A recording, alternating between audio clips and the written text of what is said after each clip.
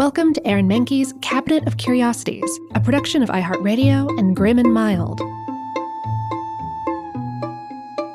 Our world is full of the unexplainable. And if history is an open book, all of these amazing tales are right there on display, just waiting for us to explore.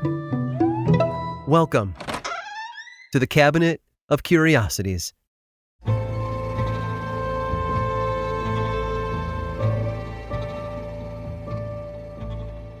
Everybody needs a little help every now and then. Someone who has never held a guitar needs to know where to place their fingers on the strings. A novice dance student must be told how to move their feet. And travelers in unknown destinations need to know where to go. That's where the experts step in. Be it they're a guitar teacher, a dance instructor, or a tour guide. A person with advanced knowledge can be invaluable to someone just learning.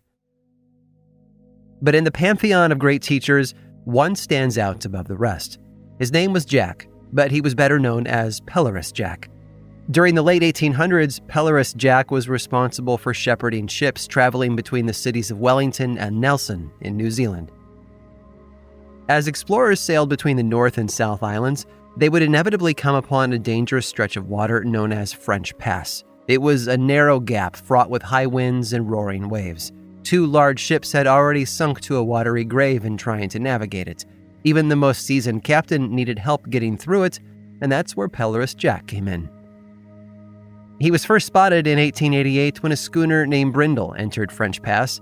Jack pulled up alongside the boat to assist the Brindle and its crew on their journey. The captain of the Brindle tried to shoot their new guide at first until the man's wife stepped in and stopped him. It would have proved a costly mistake, too. Within 20 minutes, Pelorus Jack had successfully guided the Brindle through the churning waters and jagged rocks to the safety of the Pelorus Sound on the other side. And no, Jack didn't hail from the Pelorus area, but he was familiar with the territory, and word of his good deed quickly spread to sailors all over New Zealand. Regardless of whose stories are to be believed, Jack's reputation for helping ships in need spread far and wide. Captains who knew of him would stop at French Pass and wait for him to arrive, refusing to go through it until they knew that he was beside them. But not every ship treated Jack like a guardian angel. A ferry steamer named the SS Penguin nearly killed him in 1904. A passenger tried to shoot the guide with a rifle, but was stopped when others on board restrained him. It didn't matter, though. The damage was done. Jack never showed up to escort the SS Penguin again. A few years later, the ship sunk trying to steer through the channel on its own. After that attempt on his life, Jack was placed under the protection of the Sea Fisheries Act of 1904. The misfortune of ships that ran afoul of Pelorus Jack led to his mystique, and sailors didn't only discuss him among themselves. They talked him up to the newspapers, too. Postcards were even printed with his image on them. He performed his job reliably for 24 years, and throughout that time, developed some bizarre habits. For example, he often ignored wooden boats in favor of mighty steamers with metal hulls.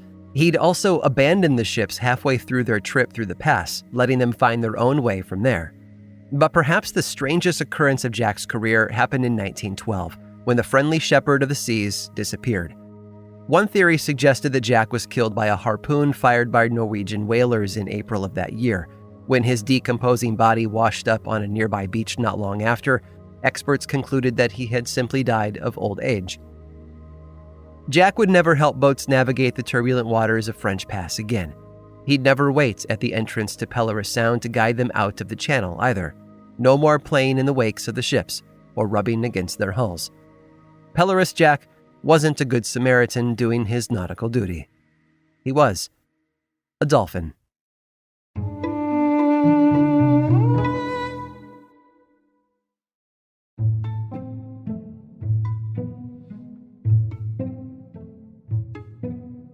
When we think of secession, we think of a particular moment in American history, when brother fought brother, and 2 halves of the United States nearly tore the country apart. I'm talking, of course, about the Civil War, and you knew that. The South had chosen to secede from the rest of the country, with the goal of starting its own republic instead. What resulted was a bloody war costing thousands of lives over the course of 4 years. But it wouldn't be the last time part of the U.S. would try to go its own way. And in the late 1930s, residents of Wyoming, South Dakota, and Montana were suffering. The Great Depression of 10 years earlier hadn't eased much. Farmers were losing their crops to droughts and grasshopper infestations, and it looked to them, at least, as if the government didn't care about what happened to them. The hardest hit areas, often rural, saw almost no federal funding, with much of that going to larger infrastructure projects instead. While agriculture languished, railroads and dams were being built or improved. To some, it felt like the government had failed the people. The politicians that had been elected to represent them had lost their way, and President Roosevelt's big government New Deal was the final straw. No longer would thousands of farmers and small-town Americans stand by and let the world carry on as if they didn't exist. A new movement had dawned, and its very vocal champion could be found in the man named A.R. Swickard, the Street and Water Commissioner of Sheridan, Wyoming. Swickard already had an axe to grind. The Republicans who had promised to help his town had seemingly abandoned him instead. The time had come to take drastic action. However, Swickard would not resort to taking up arms against the United States. He sought a more peaceful and legal approach to secession. He and the rest of the movement would create their own state, Absaroka. The name was taken from the native Crow language, meaning children of the large-beaked bird. And the Absaroka initiative quickly took flight. Swickard delivered speeches in towns in Wyoming, Montana, and South Dakota about what their possible new lifestyle might entail. Unsurprisingly, the new state would have a conservative bent, with a focus on small government. At the time, it was poised to become the 49th state, illustrated by a state flag design with the number 49 written across it. Swickard showed crowds a potential license plate, a map, and held a beauty contest called the Miss Absaroka Pageant. Its first and only winner, Dorothy Fellows, joined Swickard in preaching the benefit of an independent state. The movement kept growing, as did their territory. In fact, as part of his publicity tour, Swickard touted the still under construction Mount Rushmore as a potential tourist destination, since it would have fallen within their new state lines. And the coalition was being noticed outside the U.S. as well. The King of Norway came to Absaroka in 1939. Well, it was more like he was passing through on his way to visit southeast Montana, but the people there took it as a sign that their fight for statehood was being recognized by the international community. Swickard was relentless in his pursuit of vindication. He held public hearings where those within Absaroka's borders addressed the wrongs committed by the big city politicians who'd left them high and dry. And it seemed to be working.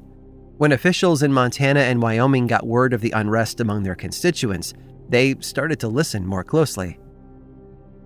Perhaps if things had been different, we might have 51 states on our maps today. Unfortunately, the plight of the Absarokans paled in comparison to the conflict going on in Europe. World War II had united the globe under one common goal, and the United States had started sending its own troops over there to fight. At that point, there was no longer a reason for disenfranchised farmers to start their own state. They dropped their plans to secede and threw their energy into the fray overseas. The movement dissipated, never quite regaining its momentum, leaving Absaroka to become nothing more than a state of mind.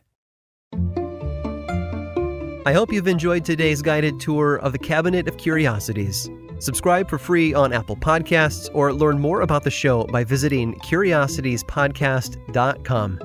This show was created by me, Aaron Mahnke, in partnership with How Stuff Works. I make another award-winning show called Lore, which is a podcast, book series, and television show, and you can learn all about it over at theworldoflore.com. And until next time, stay curious.